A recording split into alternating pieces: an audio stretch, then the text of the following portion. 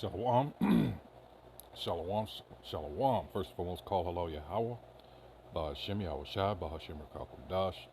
Double honors once again go out to the apostles, bishops, and elders, Great Millstone, who continue to push this truth through the Holy Spirit. Salutations to the other Akim out there around the four corners, pushing this truth with all honesty and sincerity, trying to wake up the remaining hopeful elect. This is Nehemiah with the DC camp, and once again, another prime example provided by the Spirit. And this has to do with not, let me phrase this correctly, what we were warned against, all right, going into other nations, taking the heathens, all right, and marrying them. And there was a strict warning against that. And this is an example why, all right. We're going to get into Nehemiah also. All right, but this article is from the morninghustle.com, and it says white moms or an Edomite mom's lawsuit, if she is that. CRT, so-called critical race theory, made biracial son, which we know he's not. You are of your father. It says made biracial son identify as black. And we all know that you are what your father is. Your father determines your nationality, all right, your ethnos. And you see these people out here, even in the middle, you got what appears to be a Moabite, or, you know, and in front of her, and the glasses with the face mask, all right. Now, you know, they're saying, because all these people,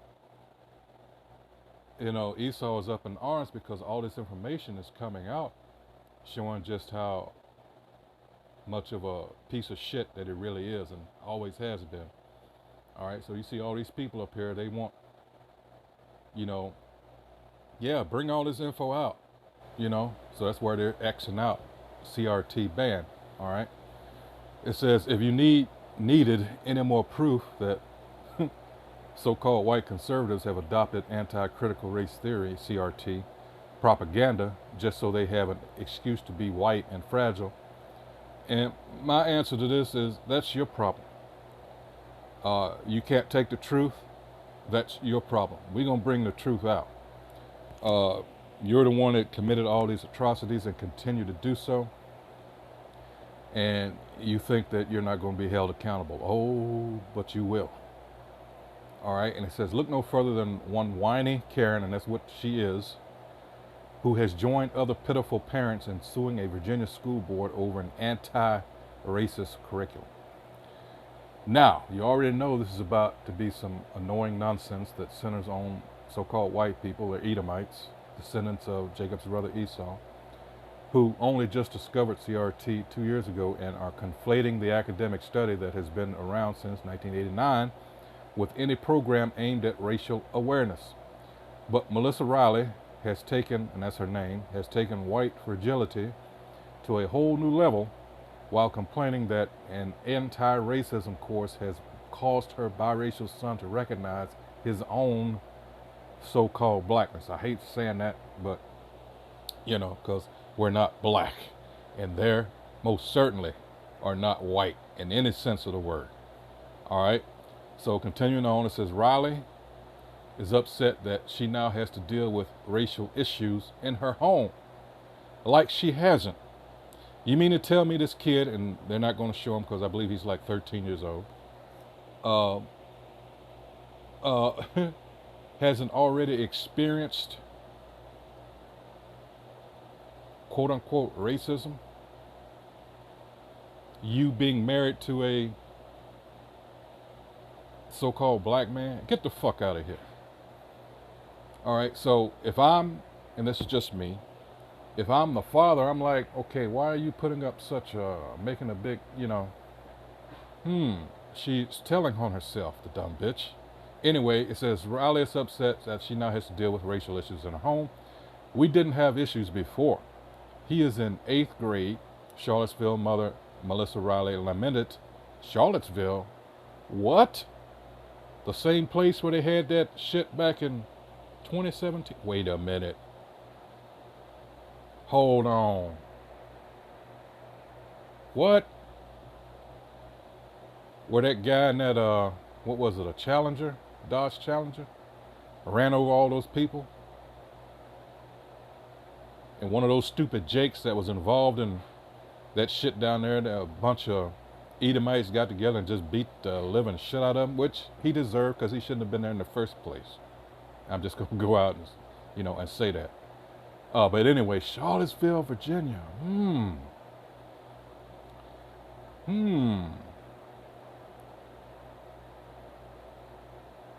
So she's an ultra-conservative Fox News host.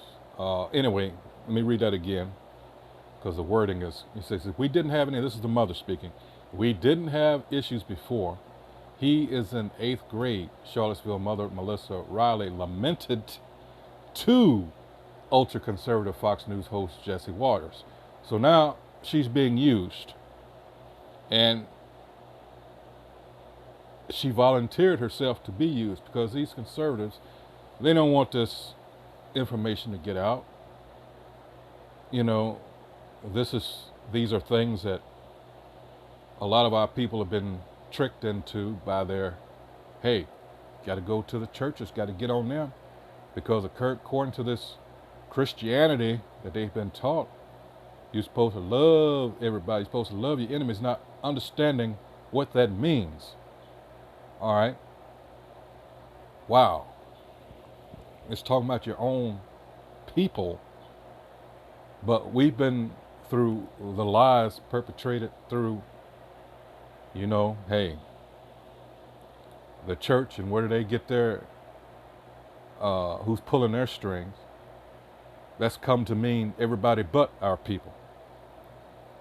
All right, and you wonder, in part, why we continue to be played by everybody, taken advantage of by everybody, because of the misunderstanding of that one verse, that one scripture. All right, it says he's seeing himself just as a black man. He's seeing things that don't go his way as racism.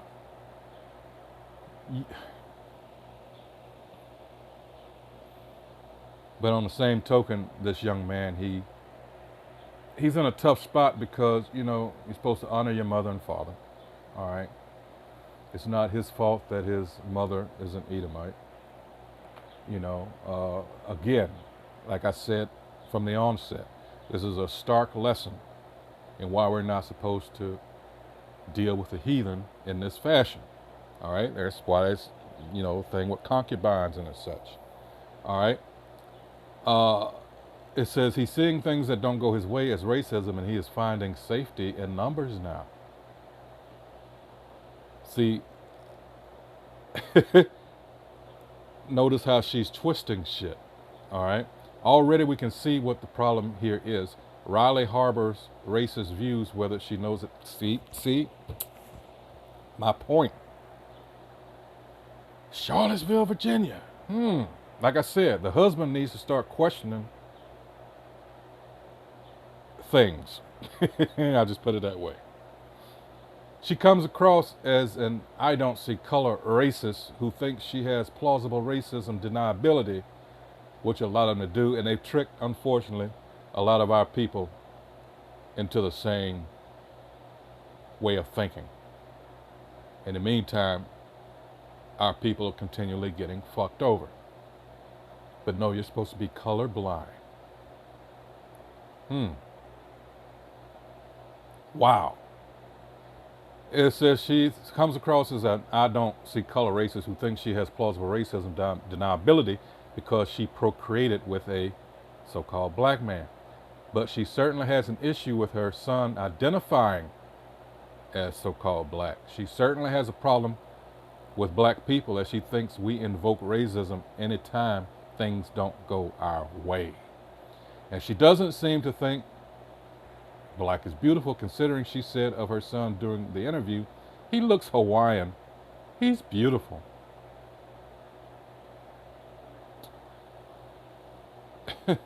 Wow. But again, this is a stern warning. Let's go to why it shouldn't have been in the first place. Let's see. Where did I want to go? Oops. Let's go to Deuteronomy 7. Actually, let's go to 4 first. This is Deuteronomy 4. And I'll start at the top. It says, Now therefore hearken, O Israel, unto the statutes and unto the judgments which I teach you, for to do them, that ye may live, and go in and possess the land which the Most High Yahweh, the power of your fathers, giveth you. Ye shall not add unto the word which I command you, neither shall ye diminish aught from it, that ye may keep the commandments of the Most High Yahweh, your power, which I command you. And as I just said a few moments ago, these laws were for us, and this is a stark example of what can go wrong when you don't adhere to them. All right, and this kid, unfortunately, doesn't know who he is, but this is his lot at the same time. Neither, apparently, did his father. Okay. It says, your eyes have seen what the Most High Yahweh did because of Baal Peor. For all the men that followed Baal Peor, the Most High thy power hath destroyed them from among you. But ye that did cleave unto the Most High your power are alive, every one of you, this day. And that's another point there, because adhering to the law, statutes, and commandments, that's life. But what did we do? It says 5, Behold, I have taught you statutes and judgments, even as the Most High Yahweh thy power commanded me, that ye should do so in the land whither ye go to possess it. Keep therefore and do them, for this is your wisdom and your understanding in the sight of the nations. In other words, we're supposed to be an example to the other ones. But what happened?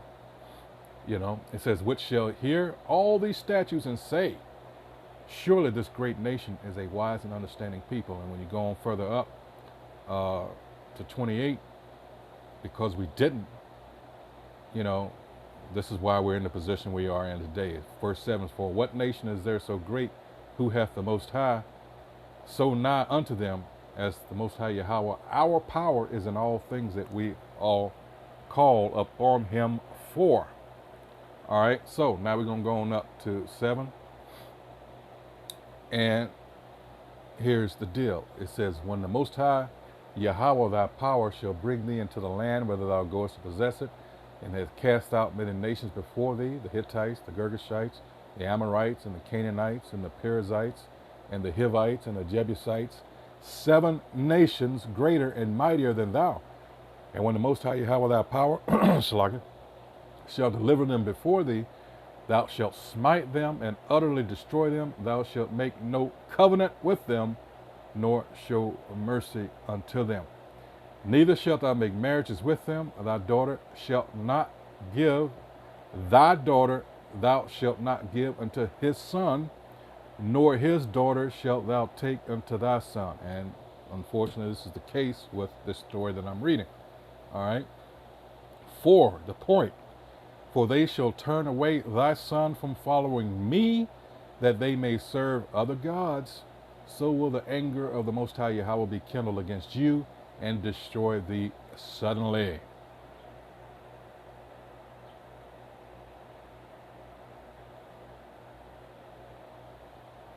That's why being awakened to this knowledge is such a precious thing.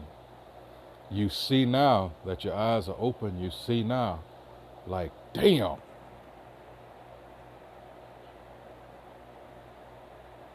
We are really fucked up.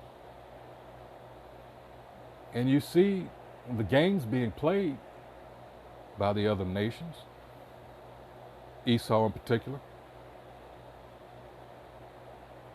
You're like, all this because we turned away, and now we are prey, P-R-E-Y, for everybody. Now the only solace in that is now these curses you're seeing as a result. You're seeing them being transferred to the other nations, and it's so sweet. Deuteronomy 30 and 7. All right, but let's stay in on point here, because I'm going to go to Nehemiah, and this is the problem that Nehemiah in his day saw. You remember, King Solomon, the wisest king, got caught up in the same, ordeal. He dealt with women from the other nations, and in his old age, he what? It wasn't that he was dealing with them, but in doing so, he turned away from his power and started building temples for the women of the other nations to their powers. Okay, that's where he went off. All right, so here we go. This is Nehemiah 13 and 1. It says, and on that day, they read in the book of Moses in the audience of the people, and therein was found written that the Ammonite, who are the so-called Japanese of today, and the Moabite, aka Chinese, should not come into the congregation of the Most High forever, because they met not the children of Israel with bread and with water, but hired Balaam against them, that he should curse them. That's Numbers, I believe, 22nd chapter through 24, something like that. It says, howbeit our power turned the curse into a blessing. 3, now it came to pass, when they heard the law, that they separated from Israel all the mixed multitude. And before this, Eliashib the priest, having the oversight of the chamber of the house of our power, was allied unto Tobiah.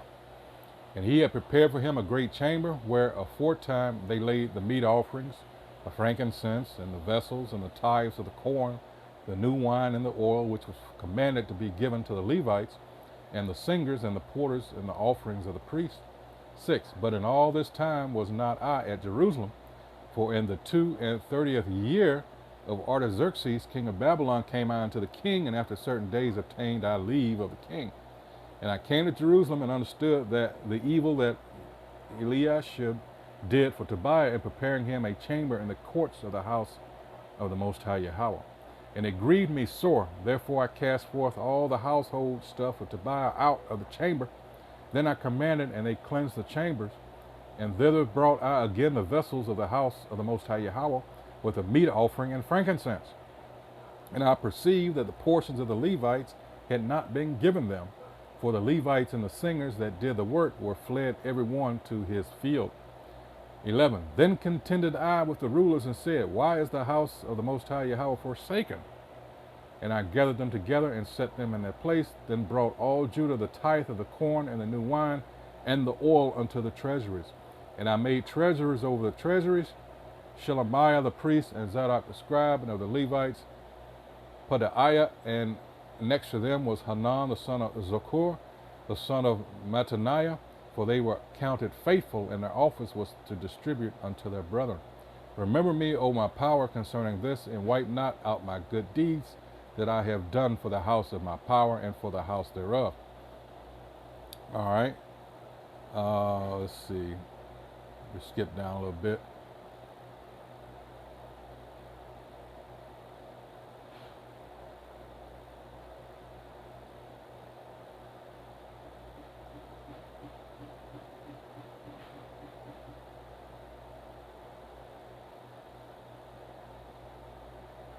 Here we go, down to 23.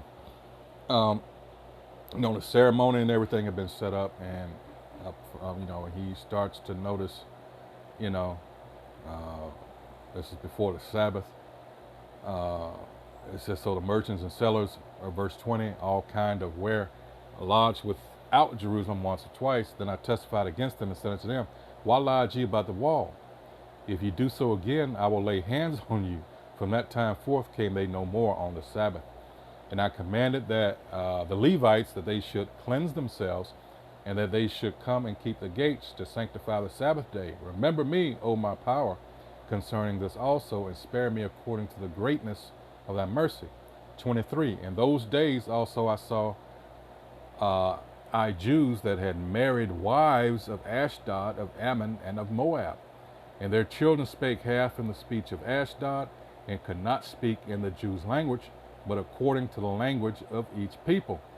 25, and I contended with them, and cursed them, and smote certain of them, and plucked off their hair, and made them swear by the Most High, saying, Ye shall not give your daughters unto their sons, nor take their daughters unto your sons, or for yourselves. What did I read in Deuteronomy 7? All right. It says, 26, Did not Solomon, king of Israel, sin by these things?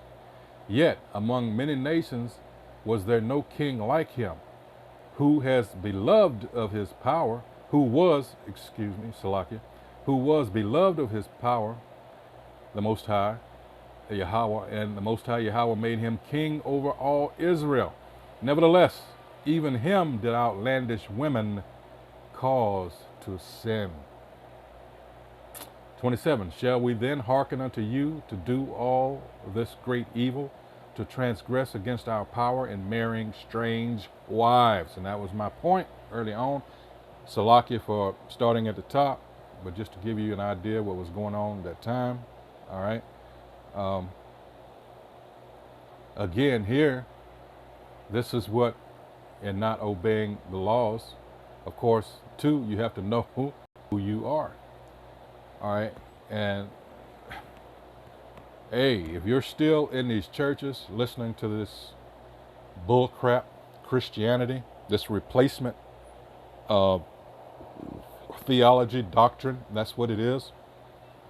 Because in order for Christianity, as you were taught in America,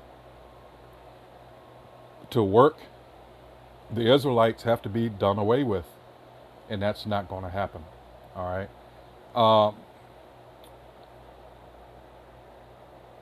Wow. Riley, which is the Karen that we're talking about from Charlottesville, Virginia, goes on to claim her son has been calling her racist for making him do chores.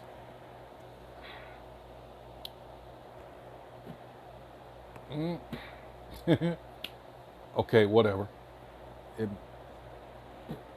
I can do nothing but go along with what's written here because, you know, I asked him to clean the house. Racism, she claimed.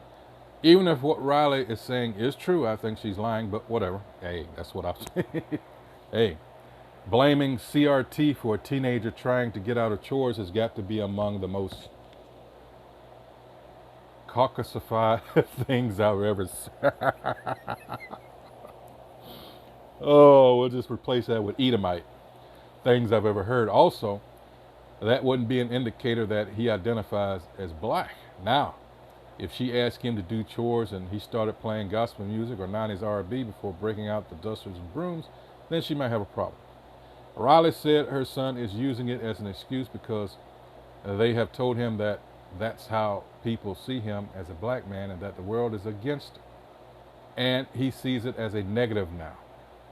But maybe the real problem is the white mother of a biracial child tried like hell to keep her son sheltered from any and all things race related, and because of that, one little anti-racism course turned him into Diet Malcolm X. Wow. Straight to the point, but damn, got him. And that's what they didn't want. It's beautiful the time that we're in. You know, hey, Sirach 25:7, I'll get that, but let me finish this. Or maybe Riley is just racist, and the thought of anti-racism courses gives her the clanny whammies. That's the heebie-jeebies for racist white people. I got to remember that, clanny whammies. All right. Anyway, Riley also claimed that when she confronted the school about how it blackified her son, she was told her son could be a black spokesman for the black community in the school. When I told them I didn't think that would be appropriate, they told me that if he was uncomfortable with the conversations, he and other children of color could go to a safe place during these conversations. She said, and that's segregation. Clearly, you see what a mess, how much confusion this has caused. And of course, the child being in the middle of it, but this is what you get. All right. Why would you want to be with, one of these cave whores anyway, hey, there's going to come a time, the now's really not the time, all right? Because we are under them. They are our oppressors. You got to still remember that. We're not out of here, all right? Clearly, Riley knows so little about black history that she doesn't understand segregation was forced. It's also funny how Miss, I don't see any color except Hawaiian, is suddenly breaking out the civil rights era terms at her convenience. Exactly. These people are so fucking fake. All right. And now, hey, all this is coming out. There's nowhere to run. Talking about being fragile. Of course, they can dish it out, but they can't take it. And that's what, oh man, this is a beautiful time. It says, according to the New York Post, Riley is among other plaintiffs who filed a lawsuit against the Albemarle County School Board in December. The plaintiffs call themselves the Alliance Defending Freedom, but people will be forgiven for mistaking them, for the whiny white defenders of white tears. Oh man. And that's the truth. Now, let's end it with this. Since I quoted it, let's go to, let's go to Sirach 25:7. It says, there be 9 things, this is Sirach Ecclesiastes chapter 25 verse 7. There be 9 things which I have judged in mine heart to be happy, and the 10th I will utter with my tongue. A man that hath joy of his children, and he that liveth to see the fall of his enemy. And that's what we're seeing right now. Remember I mentioned those curses? This is what I was talking about. This is Deuteronomy 30:7. It says, in the Most High Yahweh, thy power, not everybody else's, will put all these curses upon thine enemies. The chief, of course, being Esau Edom, the so-called white man, wherever he may be, and on them that hate thee, who have shown us nothing but hate, continually, which persecuteth thee, again, continually. All right, so we're seeing things switch up, and they don't like it. All right. Hey, so with that, until next time, shalom.